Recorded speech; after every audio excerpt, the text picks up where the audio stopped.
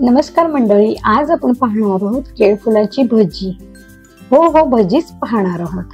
तर केळफुलाची भजीसाठी केळफुल कसं साफ करायचं, त्यातला कोणता कडवट भाग काढून टाकायचा आणि कोणत्या भागाची भजी किंवा थालीपीठ, वडे असे वेगवेगळे पदार्थ तुम्ही करू शकता.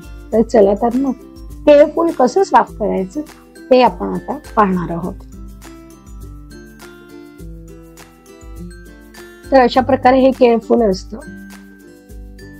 तर एक एक केळफुलाची पाकळी आपण बाजूला करून त्याच्या आतले हे तुळे काढून घेणार आहोत आणि अगदी शेवटचा भाग जो असतो केळफुलातला तो बारीक चिरून घेणार आहोत. आणि एका वाडग्यामध्ये मी इथे पाणी घेतलेले, त्याच्यात चिमूटभर मीठ घालून घेतलेलं आहे. एक एक पाकळी घ्यायची, आपल्या तळहातावर अशी ही थोडीशी चोळून घ्यायची. मग त्यातला जो हा टोकदार भाग असतो, एक काठीसारखा टोकदार भाग असतो, तो बाजूला करून घ्यायचा आणि एक अशी पाकळी असते ती बाजूला करून घ्यायची.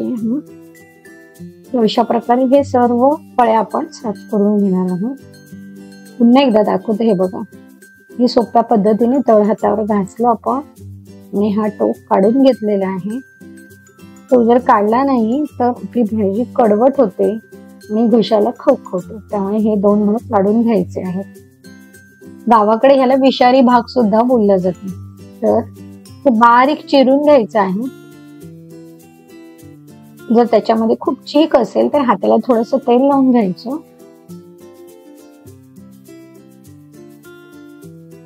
तर आपण हे सर्व बारीक चिरलेलं पाण्यामध्ये घालून घेणार आहोत. इथे बघू शकता तुम्ही, सर्व चीक निघून गेलेले आहे. आणि इथे मी 1 कप चणा डाळ भिजत घातलेली आहे. 2 तास आधी भिजत घातली होती. चणा डाळ पण छानपैकी अशी फुललेली आहे. आता पाणी निथळून आपण हे मिक्सरला जाडसर वाटून घेणार आहोत.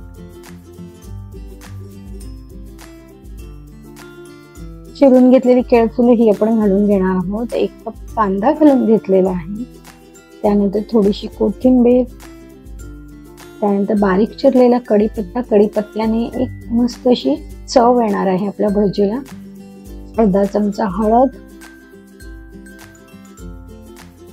1.5 चमचा धणा जिरा पावडर,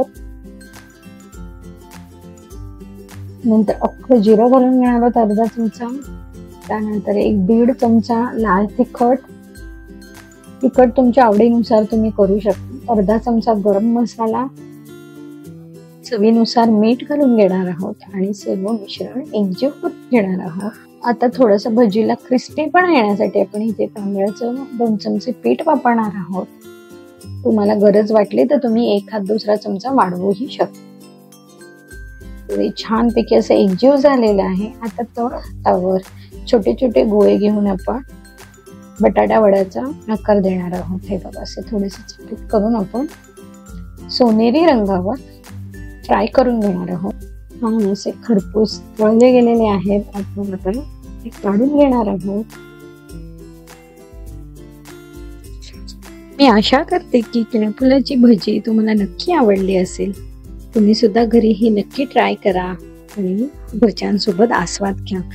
तुमची केळफुलाची भजी कशी झाली हे मला कमेंट बॉक्स मध्ये नक्की कळवा.